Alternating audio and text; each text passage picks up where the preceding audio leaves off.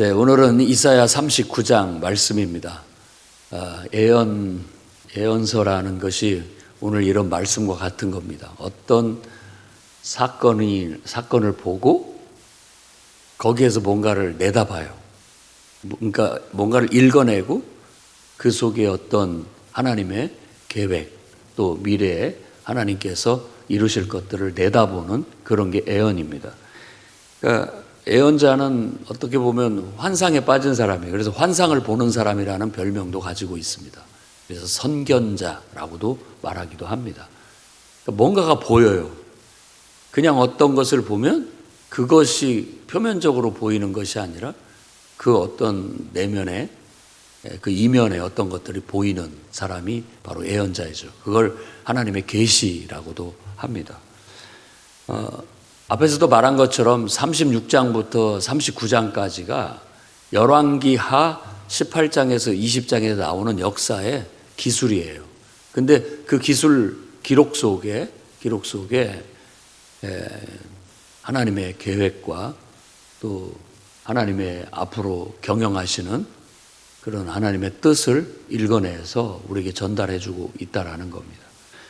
그래서 우리가 기도를 많이 하고 또 하나님 말씀을 많이 묵상하고 또 늘 기도를 그냥 평범한 기도가 아니라 하나님과 늘 이렇게 대화를 나누는 기도를 드리고 또 말씀을 읽음 속에서 자연스럽게 우리가 하나님을 배워가고 하나님의 뜻을 이렇게 읽어내는 그런 훈련을 쌓다 보면 우리도 인생을 살면서 어떤 일을 당했을 때 그 일 속에 이면을 봅니다.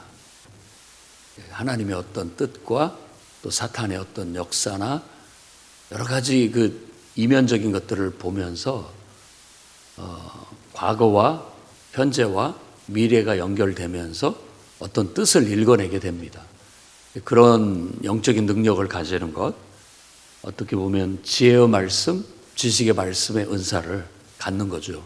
그럼으로써 우리가 하나님의 뜻을 분별하고 할 수만 있다면 하나님의 뜻에 부합된 그리고 하나님의 경영과 하나님의 계획과 그 경영하심에 내가 이렇게 동참하고자 하는 그런 삶을 살아가도록 하나님은 우리에게 바라고 계신다는 거예요. 그래서 그런 은혜를 갖고 그런 은사들을 가지고 하나님을 지지하고 하나님의 경영에 동참하는 그런 삶을 살 수 있도록 우리가 영적으로 깨어 있어야 되겠습니다. 그게 바로 하나님의 일꾼이죠. 자, 오늘 얘기는 이제 히스기야가 병들었다가 나았을 때 바벨론에서 사절단이 왔어요. 바벨론 왕 모로닥 발라단이라고 하는 왕이 사절단을 보냈어요. 어떻게 그 사실을 알았는지 죽었다가 살아났다는 그 사실을 알고 사신을 보내왔습니다. 그러자 히스기야가 이제 표면적인 얘기가 그래요. 히스기야가 아주 기뻐서 많은 예물과 이렇게 와서 아이고 몸이 많이 아프셨다는데 어떻게 잘 나았다고 들었습니다 하면서 축하드린다라는 마음으로 이렇게 왔으니까 그걸 기쁘게 받아들여서 아 그렇습니다. 너무 기쁩니다. 이렇게 와주셔서 감사합니다 하면서 왕궁의 이런 보물을 자랑하듯이 다 보여줬습니다. 무기고도 보여주고. 그러니까 한마디로 말한다면 외국에서 이렇게 귀빈이 오면 이제 그런 어떤 행사들을 하는 거잖아요. 우리나라의 위상을 보여주고 또 자랑거리들을 보여줌으로써 긍지와 자부심을 갖고자 했던 것이죠. 어쩌면 이런 것들이 어떤 외국의 왕이나 왕의 사신이 오면 당연한 절차죠. 우리나라도 귀빈이 오면 뭐 우리 대통령이나 이런 사람들이 나아가서 이렇게 도열하고 또 어떨 때는 그 군대가 이렇게 그런 행사들을 보여주고 그럼으로써 자랑을 하는 거죠. 우리 이렇게 삽니다. 우리는 이렇게 힘을 갖고 있습니다. 보여주는 건 어떻게 보면 그냥 행사고 절차일 수 있습니다. 그런데 그 일이 있고 그런 일이 있자마자 이사야 선지자가 바로 하나님의 보냄을 받고 히스기야 왕에게 옵니다. 지금 누가 왔습니까? 저 바벨론에서 사신들이 왔습니다. 무엇을 보여줬습니까? 당연히 왕궁의 보물들과 또 우리가 가지고 있는 무기 이런 것들을 좀 보여주고 자랑했습니다. 라고 하자 애언이 주어지게 됩니다. 그래서 보라, 날이 이르리니 네 모든 소유 쌓아놓은 모든 보물은 다 바벨론으로 옮겨질 것이다. 그리고 내 자손, 내 후손 중에 몇몇이 그 바벨론 왕의 환관이 될 것이다. 라고 예언을 하게 되는 겁니다. 그러자 히스기야는 그 말을 듣고 우리 성경에는 8절의 말을 보면은 당신이 이른 바 여호와의 말씀이 좋소이다. 라고 그렇게 받습니다. 그러니까 하나님의 말씀을 받을 때 올바른 태도를 말하는 거죠. 좋다. 그 좋지 않은 내용을 예언했잖아요. 미래에. 그런데 그 말씀이 좋다라는 말은 하나님의 말씀이라면 다 지당하다. 그대로 받아들이겠다라는 그런 마음을 말하는 것입니다. 그러니까 우리는 보통 이제 좋은 말씀에는 아멘, 아멘 하는데 또 우리에게 좀 안 좋은 말씀들 오면은 기분이 나쁠 수 있죠. 시험이 들기도 하고. 그런데 사실 히스기야 이런 왕의 이런 기도하는 태도라든지 또 하나님 말씀을 듣는 태도라든지 이런 것들은 굉장히 귀감이 됩니다. 그래서 히스기야가 오늘 이 일을 어떤 사람은 히스기야가 실수했다. 뭐 이렇게 보여주지 말아야 할 걸 보여줬다. 이렇게 보기도 합니다만은 저는 좀 다르게 보고 싶은 마음이 있어요. 이제 그걸 말씀을 드리자면 일단은 히스기야가 이사야 선지자를 통해서 장차 이 나라가 결국은 바벨론 손에 넘어가게 될 것이고 다 모든 걸 다 빼앗기게 될 것이고 너희의 왕족도 결국은 포로로 끌려가서 환관 역할을 하게 될 날이 올 것이다 라고 미래를 내다봐요. 그런 말씀을 들었을 때 그게 하나님의 뜻이라면 감사히 받겠습니다 라는 그런 마음으로 지금 좋다라는 말을 그렇게 받고 있는 거예요. 그러니까 하나님의 말씀이라면 당연히 감사함으로 받겠습니다. 이런 태도, 내게 좋은 말씀이든 나를 책망하는 말씀이든 나에게 좋지 않은 말씀이든 그게 하나님의 말씀이고 하나님의 뜻이라면 우리는 어떻게 합니까? 하나님을 사랑하고 또 나는 내 것이 아니고 원래부터가 다 하나님의 것이고 하나님이 주신 것인데 하나님 뜻대로 될 것입니다 라고 받아들일 수밖에 없죠. 그런 게 이제 우리가 말하는 아멘 신앙이에요. 아멘 신앙입니다. 늘 하나님의 뜻이라고 생각한다면 긍정하고 순종하는 거죠. 사람에게는 그럴 수 없습니다만은 아무리 여러분들이 신뢰하고 믿을 만한 사람에게는 그렇게까지는 하기 참 어렵겠지만 그게 하나님의 말씀이고 하나님의 뜻이라면 우리가 그렇게 받을 수 있어야 됩니다. 잘못된 왕 같으면은 이사야 너 이놈 어떻게 맨날 나한테 그런 소리를 할 수가 있느냐라고 하면서 선지자고 보고 감옥에 쳐넣어라. 아니면 그냥 저놈 가서 당장 목을 쳐라. 이렇게 반응할 수도 있거든요. 그런데 오히려 그게 하나님의 말씀이 내가 좋게 감사함으로 받겠습니다. 하지만 내 생전에는 평안과 견고함이 있으리로다. 이렇게 말한 거예요. 아무 이 사람이 뭐야 도대체. 자기 생전에만 좋으면 된다라는 말이야? 라고 해석을 할 수도 있겠지만 그래도 하나님께서 내 살아 생전에 평안함과 견고함을 주신 것에 감사할 따름입니다. 라고 긍정적으로도 볼 수 있습니다. 그게 왜 그러냐면 이걸 이제 이렇게 묵상을 해봐요. 이 상황 속에 우리가 들어가서 묵상을 한번 해보세요. 지금 아수르라는 아주 포악하고 잔인한 대제국이 밀고 내려와서 나라를 위협했어요. 그런데 한순간에 물러갔고 지금 아수르가 살짝 반란이 일어나면서 국내 정세가 삐그덕거려요. 그런 틈새에서 밑에 에디오피아, 구스라는 그런 민족이 들고 일어나면서 이집트를 점령하고 거기서부터 또 이렇게 위로 올라오려고 하는 기미가 보여요. 그러면서 그 아수르의 밑에 있는 바벨론이라는 한 민족이 다시 또 세력을 키우려고 하는 그런 상황이에요.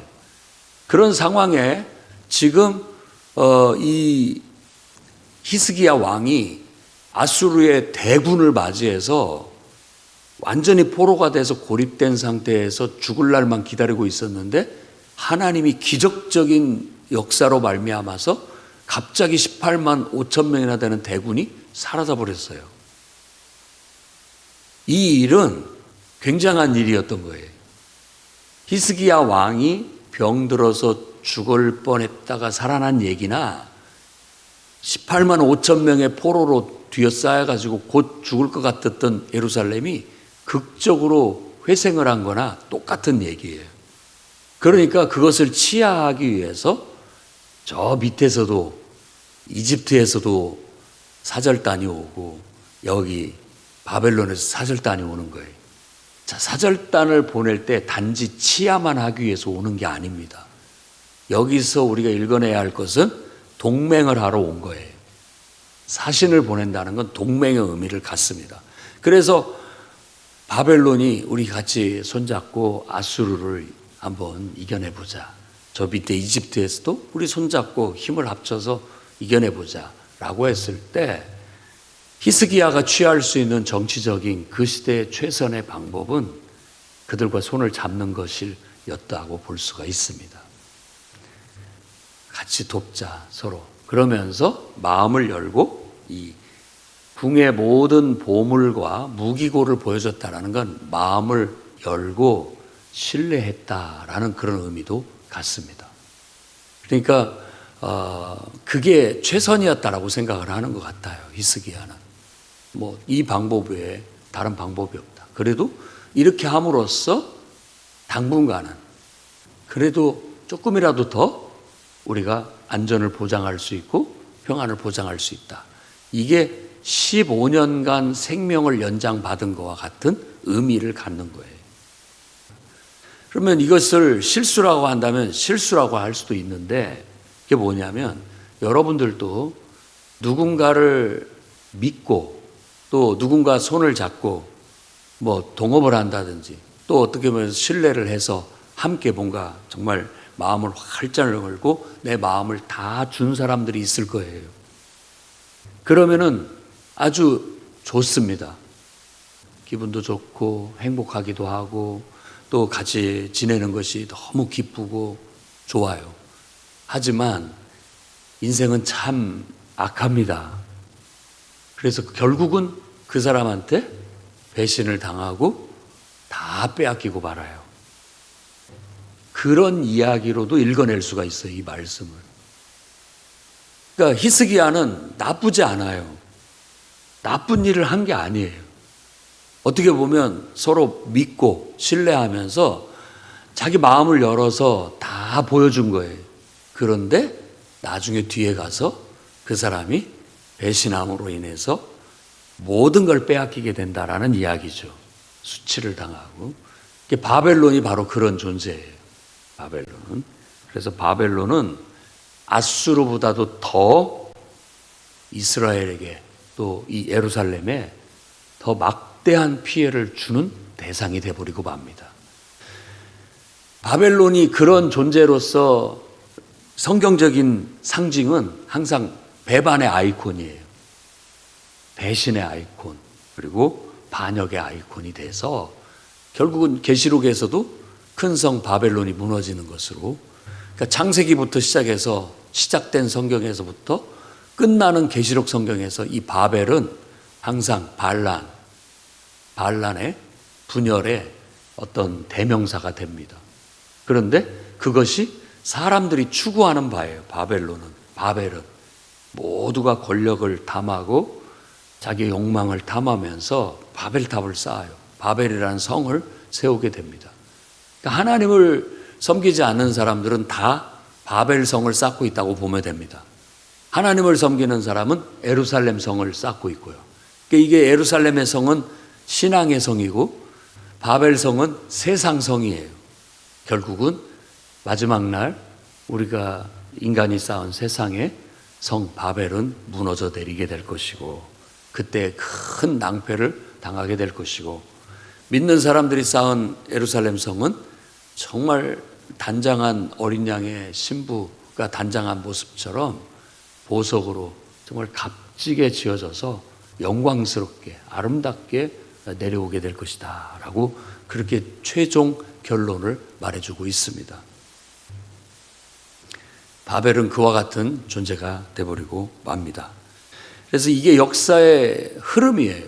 그렇기 때문에 히스기야는 그게 하나님의 계획하심이고 그게 하나님의 경영 속에서 이루어지는 일이라면 나는 달게 받겠다라고 말하고 있는 거예요. 꼭 실수라고만 보기는 어렵습니다.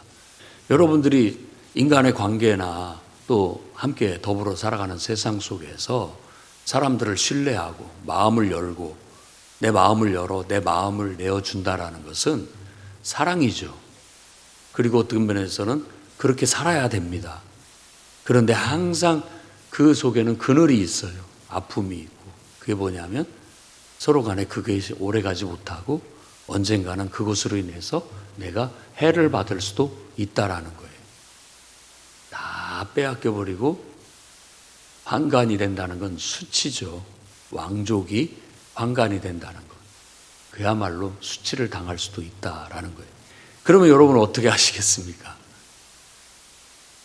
너에게 보내준 사람들이 또 너에게 네가 사랑하는 그런 사람들이 너에게는 정말로 기쁨을 주기도 하고 행복을 주기도 하고 만족을 주기도 했던 그런 사람이 언젠가는 너에게 해가 될 것이다 라는 그걸 안다면 우리가 어떻게 할까요? 마음을 걷어 닫고 관계를 참아 두려워서 하지 못하며 살겠습니까? 히스기야는 그럴지라도 그렇게 하겠다라는 거예요. 그런 마음이 있다라는 거죠. 여러분, 예수님께서도 제자들을 사랑하실 때 끝까지 사랑하셨다라고 요한복음에 얘기하는데, 그러나 끝까지 사랑하셨다라고 말하는 그 이야기 속에 나오는 인물이 유다예요. 유다. 자신을 배신한 유다에 대한 얘기를 하고 있어요. 그러니까 그런 것을 주님이 알면서도 그걸 해결하지 않고 받아들이잖아요. 그런 모습이에요, 이게. 근데 이게 어떻게 보면 하나님을 믿는 이스라엘이라는 백성의 운명이기도 하고 하나님을 섬기는 한 사람의 운명이기도 한 거예요. 그게 예수 그리스도의 운명이었고 또한 우리 예수 그리스도를 따르는 주님의 제자의 운명이기도 한 거예요. 여러분, 우리는 하나님을 신뢰함으로 믿음으로 험한 세상을 헤쳐나가야 됩니다. 아무리 사람들이 나한테 해를 끼칠 수도 있고 잠재적으로 또 나한테 어떤 아픔을 줄 수도 있는 잠재적인 존재라 할지라도 알면서도 사랑해야 됩니다. 제가 볼 때는 그렇습니다. 또 성경이 말하고 있는 바가 그런 것 같아요. 그래서 그걸로 인해서 너에게 아픔이 다가올 것이다. 그걸로 인해서 너에게 상처가 될 수 있다. 그래도 감사함으로 받겠습니다. 이게 지금 히스기야 왕의 태도라고 볼 수 있죠. 그래도 그 사람과 함께하는 동안 기쁨을 나눌 수 있고 뭔가 도움을 주고받을 수 있고 또 서로에게 은혜를 주고받을 수 있고 또 뭔가를 서로에게 만족을 주고받을 수 있다라면 그것으로 족합니다 라고 말하고 있는 것과 같다고 그렇게 읽혀집니다. 그래서 예수님도 충분히 사람들과의 또 사랑하는 사람들을 곁에 두시고 그들과 함께 하면서 기쁨을 얻기도 하고 만족을 얻기도 하고 어떤 행복을 누리기도 했던 거예요. 그렇지만 결국은 누군가에 의한 어떤 배신으로 인하여 십자가를 질 수밖에 없었고 죽음을 감수하게 되었던 거죠. 그런데 그 모든 것들이 결국은 그 사람 잘못이다 뭐 내 잘못이다를 떠나서 하나님의 계획이었던 거예요. 그게 하나님의 경영하심이었던 거예요. 그렇기 때문에 사사로운 감정으로 대하지 않을 수 있었던 거죠. 그냥 하나님의 뜻으로 받아들이는 거라고 볼 수 있습니다. 이렇게 해서 이사야 36장에서 39장까지의 히스기야 왕과 관련된 이야기는 하나의 역사적인, 이사야가 봤을 때 가장 중요한 분기점이 된다라고 봤기 때문에 이 내용을 그대로 얘기하면서 과거와 현재와 미래를 넘나들며 예언을 하고 있습니다. 이제 앞으로 40장부터 66장까지의 이야기는 이제 이 모든 것을 초월해서 과거와 현재와 미래를 통틀어서 하나님의 찬란한 계획을 밝히고 있고, 또 이스라엘의 하나님만이 아닌 온 세상의 하나님, 그리고 이스라엘이 이렇게 고난받고 이렇게 아픔을 당하면서 감당해야 할 앞으로의 미래의 사명, 비전에 대해서 아주 더 장황하게 얘기를 하게 될 거예요. 그 말씀을 들으면 우리 마음이 부풀어 오르고, 그래, 우리는 그렇게 살아야 돼. 우리는 하나님의 백성이야. 우리는 하나님의 자녀야. 그렇기 때문에 이런 고난 속에서도 우리는 하나님의 뜻을 이루어야 되고, 이런 역경 속에서도 하나님의 계획을 성취할 수 있도록 우리가 하나님의 뜻을 받들고 지지하면서 나아가야 돼 라고 그렇게 말하게 되는 겁니다.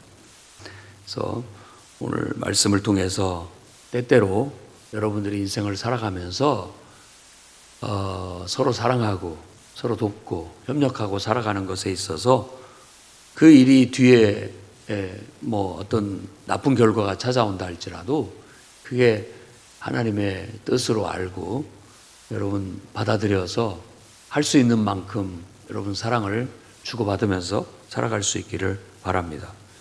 그리고 또 이 말씀에서 주고 있는 교훈 중에 놓쳐서는 안 되는 이사야서에서의 핵심은 뭐냐? 사람 의지하지 마라 라는 거예요. 우리가 서로 사랑하고 서로 의지하고 돕고 살지만 결국 그 사람보다도 하나님을 더 의지해야 된다라는 것을 강조하고 있습니다. 그러니까 어떻게 보면 뭐 무기 의지하고 내가 가지고 있는 왕궁의 보물 의지한다는 건 자꾸 물질을 의지하려는 마음, 힘을 의지하려는 마음, 그리고 누군가 사람이 왔을 때 손잡고 좀 돕자, 서로 함께 도와주자 이렇게 말하는 것도 사람을 의지하는 것인데, 이 모든 게 하나님이 붙여주시고 하나님이 이끌어서 하나님의 뜻 안에서 서로 돕고 사는 것은 타당하나, 우리가 일순간에 나도 모르는 사이에 순간 하나님에 대한 눈이 가리고 사람을 보게 되고 환경을 보게 되고 물질을 보게 되면 결국은 그것에 치우쳐 그것을 더 하나님보다 의지하는 그런 결과를 가져올 수도 있기 때문에 항상 놓치면 안 된다라는 거예요. 흐르는 물을 바라보면서 현기증을 안 느낄 수가 없습니다. 근데 나도 모르게 막 흐르는 물에 현기증이 들려서 비틀거릴 때 얼른 거기서 눈을 띄고 우리는 그 고정된 사물을 바라볼 수 있어야죠. 그래야 다시 중심을 잡고 흔들리지 않게 되는 겁니다. 그러니까 바로 그것을 지금 이 이사야 선지자는 히스기야에게 또 이스라엘 백성에게 요구하고 있었던 거예요. 그 시대에 지금 유대인들은 지금 시선을 돌아가는 파도에 흐르는 물결을 보고 있다 보니까 현기증을 느끼고 있는 거예요. 비틀거리면서 쓰러지게 생겼던 거예요. 그런데 눈을 들어, 자꾸 그걸 보지 말고 현실을 보지 말고 눈을 들어 이 모든 일을 계획하고 경영하고 계신 하나님을 바라봐라. 그분을 바라보면 흔들리지 않는다라는 신앙을 우리에게 가르치고 있는 거예요. 그러니 여러분들도 우리가 살아가는 현실 속에서 주어진 현실에 현기증이 느껴질 때 여러분 믿음의 주요 온전케 하시는 이인 예수님을 바라보시기 바랍니다. 흔들림 없이 끝까지 완주해 나아가기를 주의 이름으로 축원합니다. 기도하겠습니다. 하나님 아버지, 우리 안에 있는 어리석음과 우리 안에 있는 불신앙과 우리 안에 있는 숨겨져 있는 하나님 앞에서의 교만함을 오늘 또 발견하게 하시고 그것을 내려놓고 믿음의 주요 온전케 하시는 이인 우리 주님을 바라봄으로 흔들림 없이 나아갈 수 있도록 붙잡아 주옵소서. 하나님이 우리에게 붙여주는 사람들과 더불어 서로 사랑하고 서로 돕고 서로 협력하여 하나님의 뜻을 이루며 나아가게 해 주옵소서. 우리에게 주어진 삶의 상처와 아픔을 두려워하지 않게 하시고 믿음으로 견뎌내고 또 감수하며 살게 해 주옵소서. 예수님 이름으로 기도드립니다.